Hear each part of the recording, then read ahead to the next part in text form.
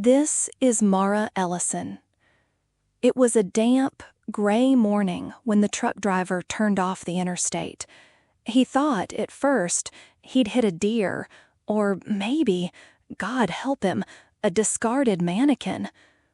As he got closer, he realized it was a young woman, crumpled in the grass at the base of the embankment.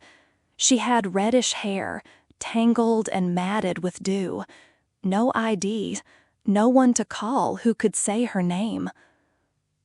That scene, a woman found beside a highway, unnamed, anonymous, repeats through the American South from the late 1970s into the early 1990s. People began to call it, in newspapers and whispers, the Redhead Murders. Some detectives started using the moniker the Belt Strangler. It's one of those cases where the pattern is clear enough to be alarming, but murky enough to be maddening. Today on Still Unanswered, we're going to walk that roadside. We're going to tell you the stories of the women who were found, the investigators who tried to link them, the students who later reopened the conversation, and the ways modern forensic work has finally, slowly, put names back on bodies that were once just Jane Doe. I'm joined by Dr. Calvin Rhodes, a former cold case analyst who spent decades studying interstate homicide patterns. Calvin, thanks for being here. Thanks, Mara. It's good to be back. This is one of those investigations that sits at the intersection of a lot of systemic failures. Jurisdictional gaps, forensic limitations back then, and social stigma that kept these women at the margins. But also at the intersection of some quiet, remarkable persistence. Families, students, and forensic scientists who just wouldn't let them stay nameless. Calvin, before we get into particular cases, I want to be clear about language. We'll use the phrase Redhead Murders because that's what the media has done, but, and this is important, hair color alone doesn't prove anything. Can you say a little about how the label came to be and why it's both useful and dangerous? Sure. The label emerged as investigators and reporters noticed a cluster of bodies, often women with natural or dyed red or auburn hair, found along interstate highways in the South and Appalachia from roughly 1978 through the early 1990s. It's useful because it helped surface a pattern that might have otherwise stayed compartmentalized in county files. But it's dangerous because it suggests a neat single explanation, one serial killer with a redhead fixation, when the reality is messy. There were multiple offenders operating on the same routes during that era, and hair color descriptions were sometimes inconsistent or speculative. So the phrase is both a beacon and a trap. Right. And for listeners who follow true crime closely, you'll notice we're dodging the sensationalist stuff. This show tries to keep the victim central, their lives, not the lurid mythology. Let's walk through the pattern. Bodies appearing off major interstates, often partially clothed or nude, frequently strangled, many unidentified.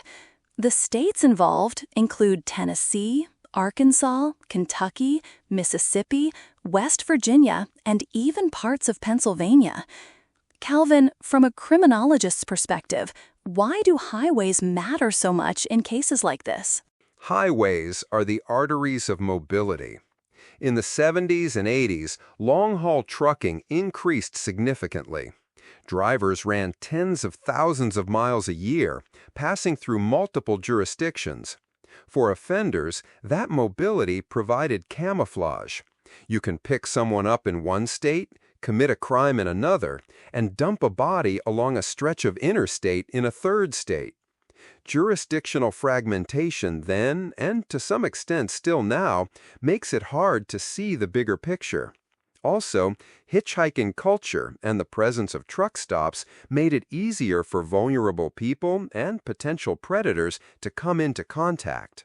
So, The roads themselves create both opportunity and invisibility. Let's put faces to some names. We'll be careful with detail, but I want to tell these women's stories so they're not just case numbers. We'll start with Tina Marie McKinney Farmer, a case that has been central to the Tennessee grouping. Calvin, can you outline what we know about Tina and why her case matters? Tina Marie McKinney Farmer was found on January 1, 1985, off the southbound lanes of I-75 near Jellicoe, Tennessee. Her body was wrapped in a blanket and bound. Forensic testing later showed seminal fluid on that blanket. She'd been strangled and was, tragically, around 10 to 12 weeks pregnant at the time of death. For decades, she was a Jane Doe. In 2018, fingerprint comparisons identified her as Tina Farmer from Indiana. That identification created a key link to a suspect eventually identified in relation to that case, Jerry Leon Johns, a long-haul truck driver with a violent history. The blanket and DNA evidence connected to it tied Johns to Tina's murder, strengthening the theory that at least some of these killings were committed by a mobile offender. And Tina's identification did more than move the investigation forward. It gave a name to people who had been living without answers for decades. But there's a painful fact here. Johns died in prison in 2015. He was convicted for another attempted murder where a woman survived and identified him.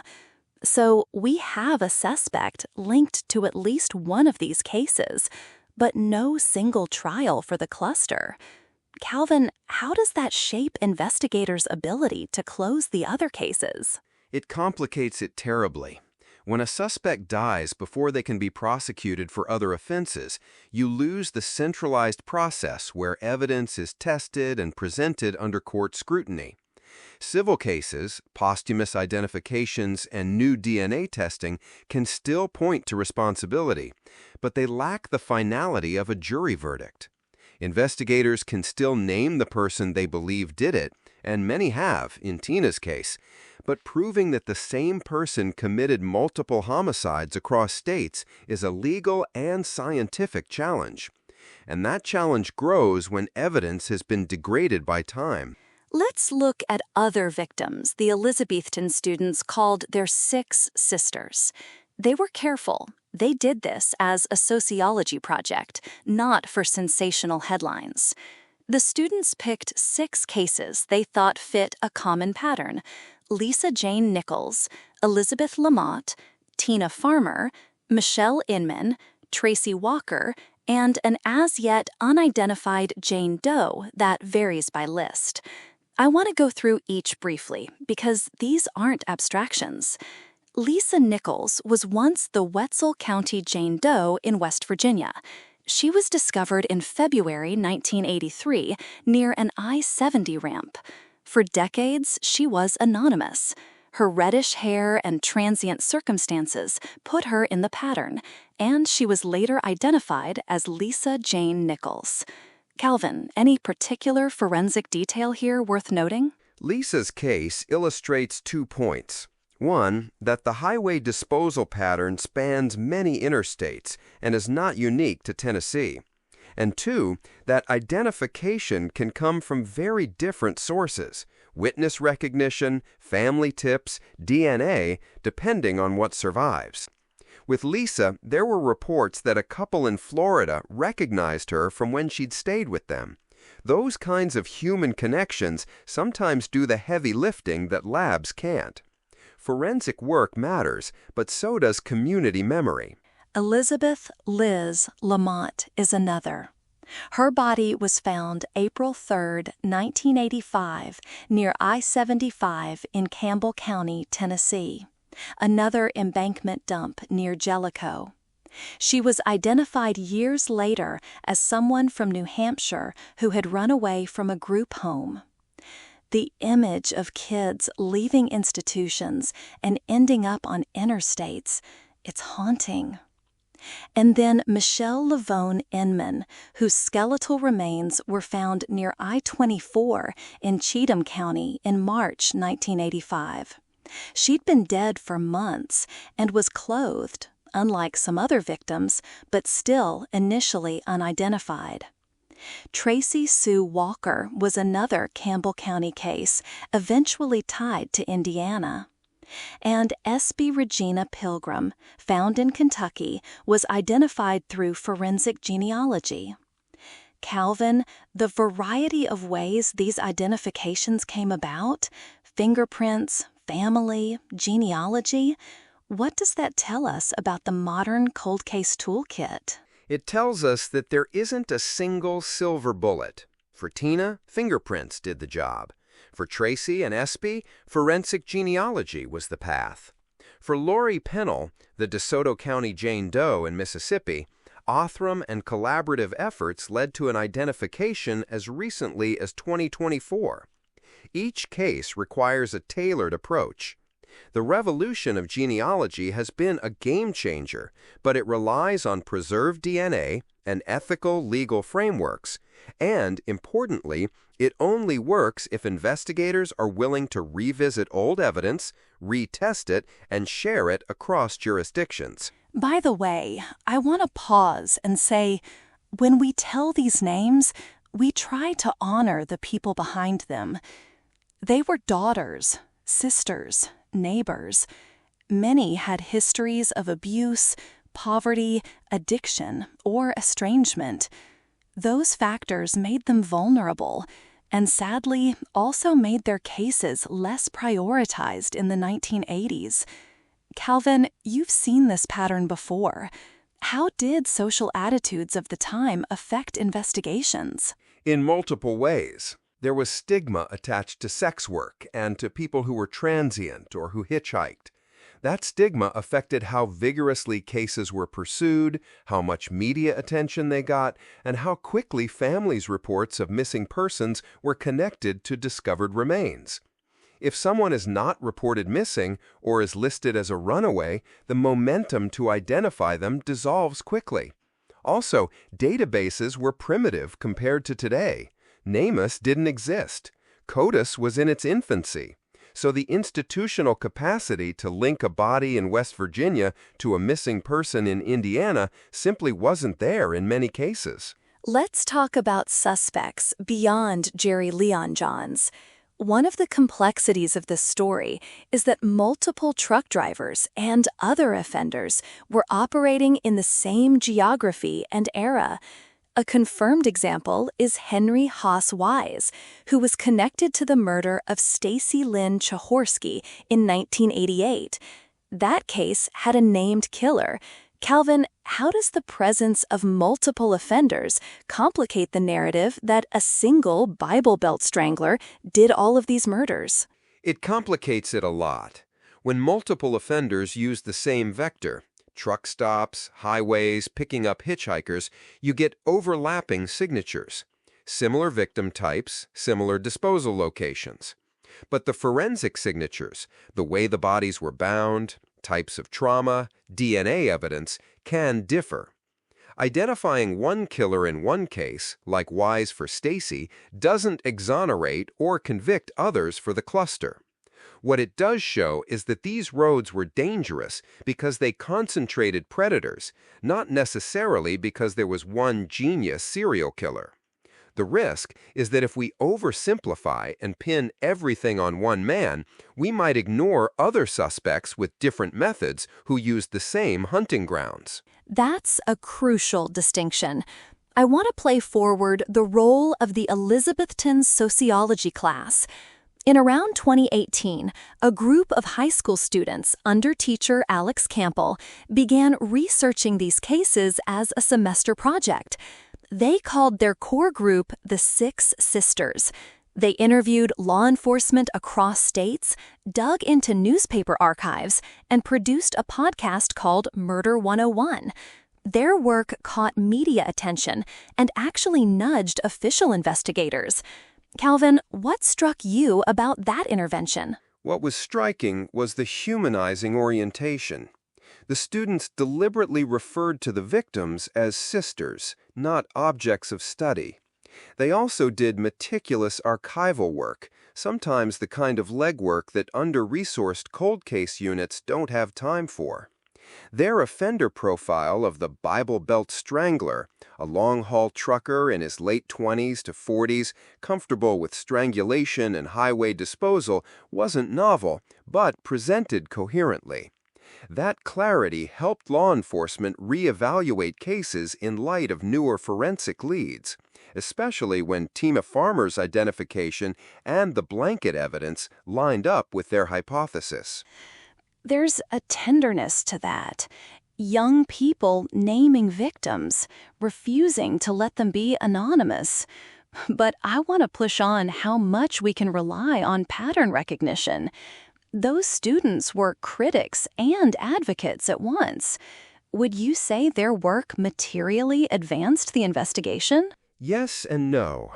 They didn't run DNA tests, but they helped aggregate information across jurisdictional silos and made a persuasive public case for a linkage that investigators were already thinking about. The media attention they generated arguably increased public pressure and encouraged agencies to reopen files. Forensic identification ultimately required lab work, but the students helped make sure the cases stayed on the radar. That's meaningful. Let's talk about Jerry Leon Johns a bit more. He is often named as the primary suspect in the cluster linked to Tina Farmer.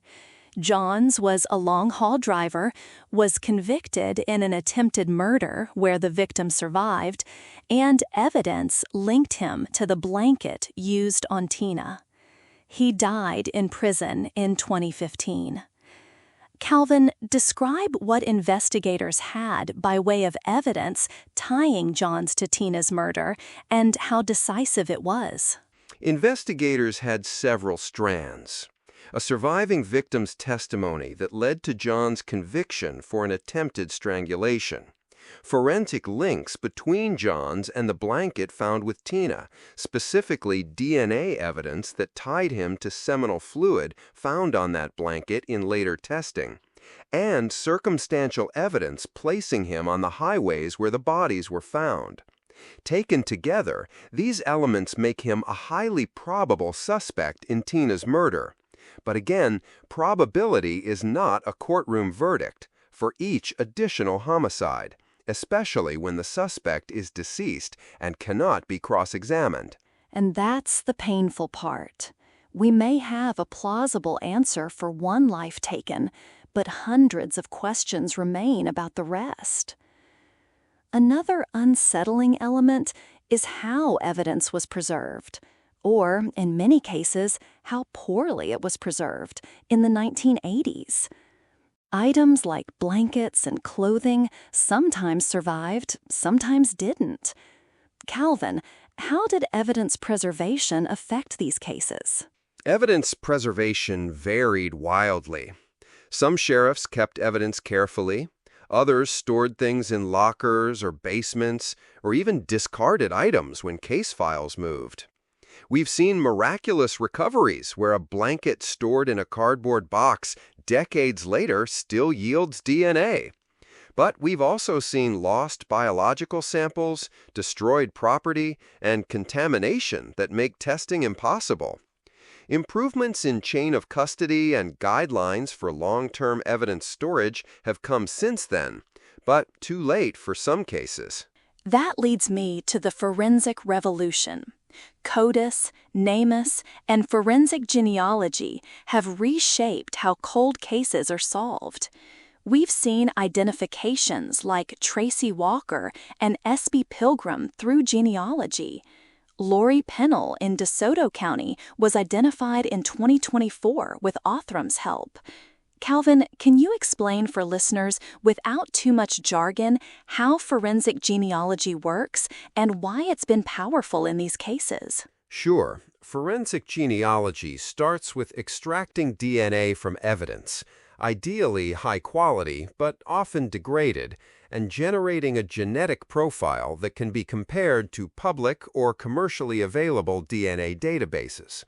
Investigators look for relatives in those databases and build family trees to narrow down potential identities. It's detective work married with genetics.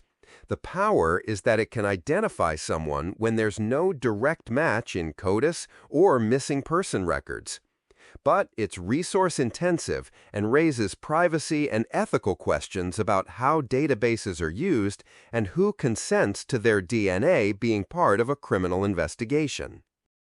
Privacy concerns are real, and we'll come back to that. For now, I want to acknowledge the emotional work that goes into notifications. When authorities identify a Jane Doe after decades, they have to find family members who may have grieved without closure for years. We spoke with a couple of families off record while preparing this episode. One woman told us that when Tina was identified, they felt relieved to finally have a name. But they were also angry at the years lost and the answers they never got. Calvin, have you ever been in the room when a family gets an identification? I have. It's complex. There's relief, grief, validation, and rage sometimes, all layered at once. For families, an ID is not celebration. It's a portal into loss, finally named, and often the beginning of a new process. Autopsy reports, police interviews, sometimes reopening of investigations. It can reopen wounds, but it can also bring dignity back to someone who had been reduced to a case number. That's why I keep saying, this is about their lives. Let's address a common misconception now. The idea that all these murders were committed by a single Bible Belt Strangler. We've said already there are multiple confirmed offenders in the same era. Could this have been, in part, statistical clustering, a number of predators taking advantage of the same weak systems? Calvin? Absolutely. Clustering can occur when environmental conditions are similar. Lots of truck traffic, hitchhiking culture, and vulnerable populations.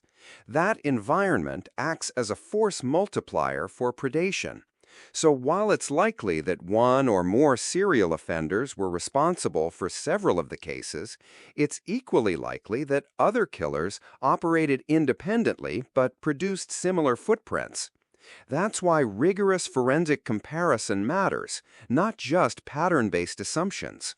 And sometimes, those rigorous comparisons yield different killers. Stacy Chahorsky's case, for example, ended with Henry Haas Wise's identification.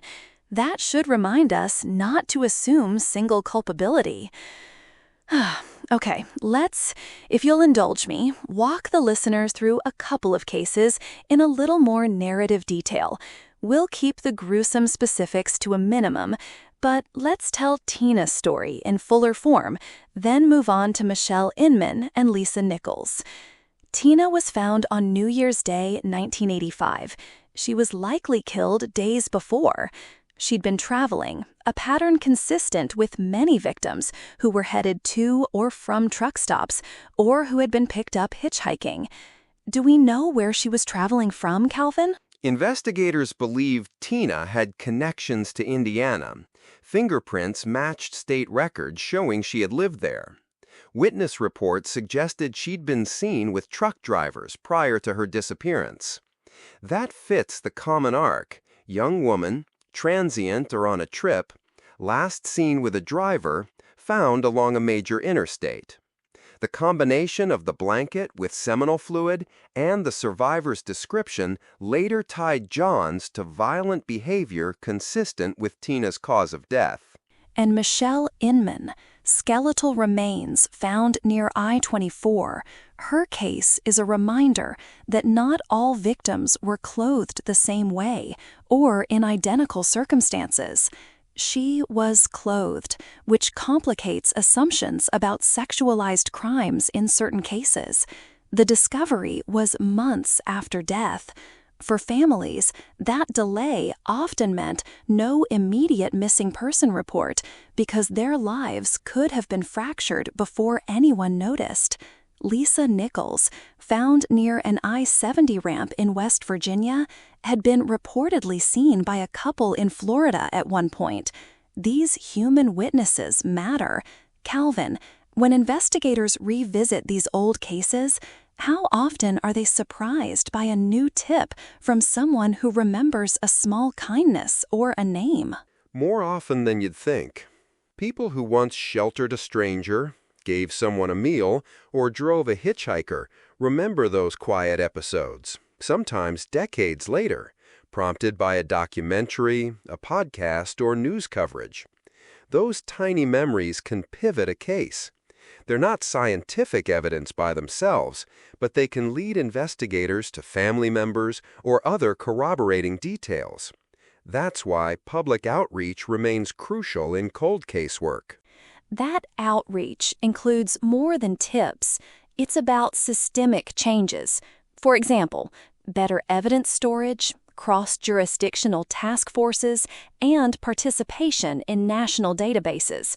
But I want to circle back to ethics for a moment. Forensic genealogy has solved cases, but there's debate about consent and database use. Calvin, where do you come down on balancing privacy with solving violent crimes? I see forensic genealogy as an extraordinary tool that should be used with strict oversight. People who upload DNA to consumer databases often don't anticipate their data being used in criminal investigations.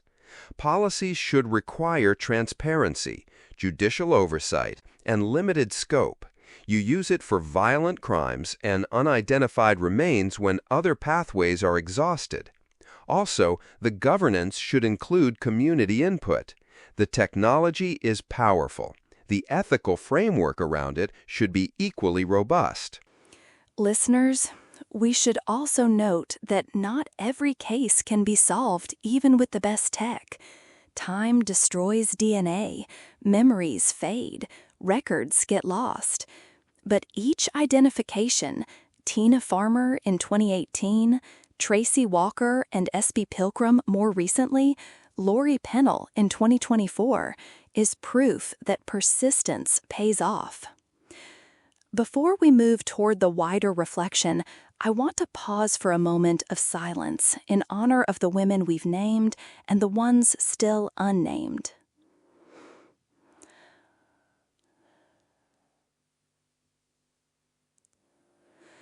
Thank you.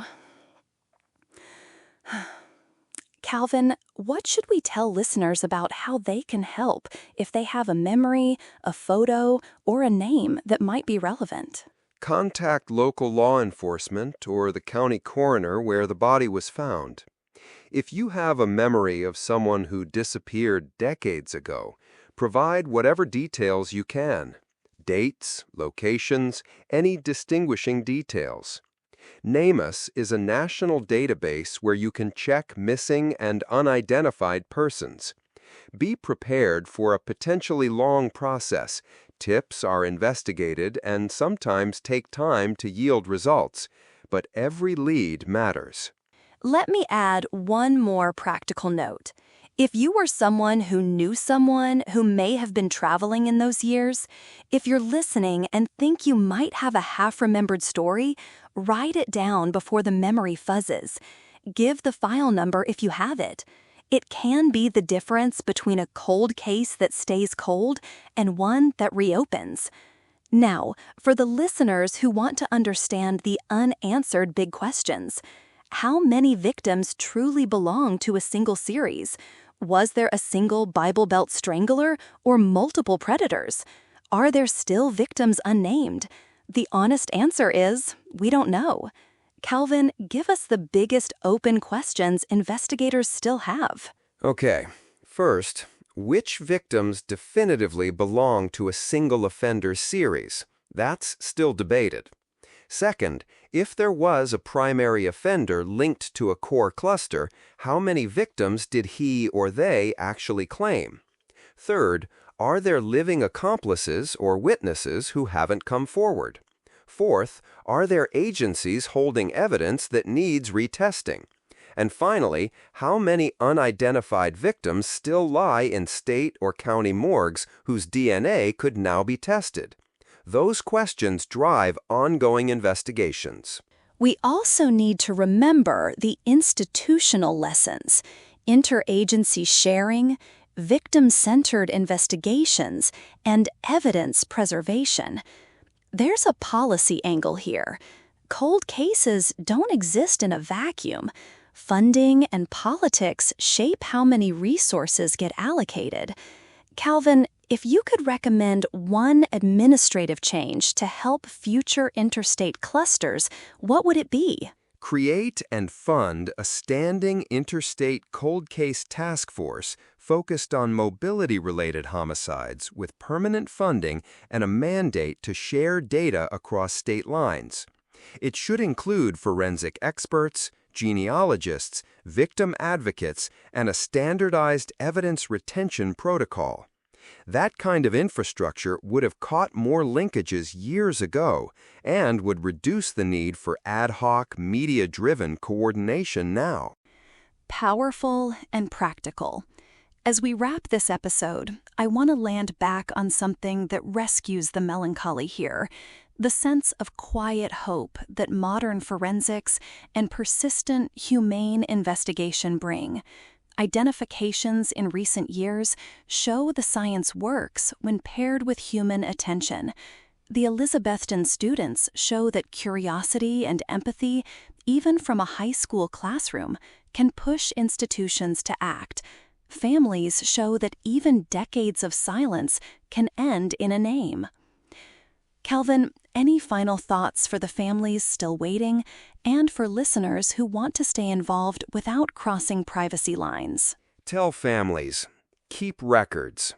Keep a copy of any missing person report, any photographs, and any unique identifiers, a scar, a dental detail. Keep them in a safe place and consider sharing them with NamUs or the appropriate state agency. For listeners, if you want to help, donate to nonprofit organizations that assist with DNA testing for cold cases, or volunteer time to local advocacy groups that help families navigate the reporting process. The work needs both science and sustained public attention. Thank you, Calvin. Before we close, let's name the women we discussed today: Tina Marie McKinney Farmer, Lisa Jane Nichols, Elizabeth Liz Lamott, Michelle Lavone Inman, Tracy Sue Walker, S.B. Regina Pilgrim, Lori Pinnell, and Stacy Lynn Chahorsky, who, while associated in some reporting, had a different confirmed offender. There are more victims beyond these names. Many are still unnamed. If you have information, please reach out to law enforcement agencies in the counties where these bodies were found, or check NamUs. This episode has been somber, I know, but it's also about accountability and memory. We owe these women that much. Thank you for listening to Still Unanswered. If you're able, please consider supporting organizations that fund DNA testing for cold cases, or follow the journals of your state medical examiner's office for updates on identifications. We'll keep listening, and we'll keep asking. Thanks, Mara. And to everyone listening, hold the stories of these women in your mind as you go about your day. Their names matter. This is Mara Ellison. The Redhead Murders remain a tangle of roads, names, and unanswered questions. We'll be back with more episodes that dig into cold cases where the answers are not yet settled. If you have tips or memories, please reach out. For show notes and resources, including links to NamUs and to organizations that help families in cold cases, visit stillunansweredpodcast.org. Take care of one another. Good night.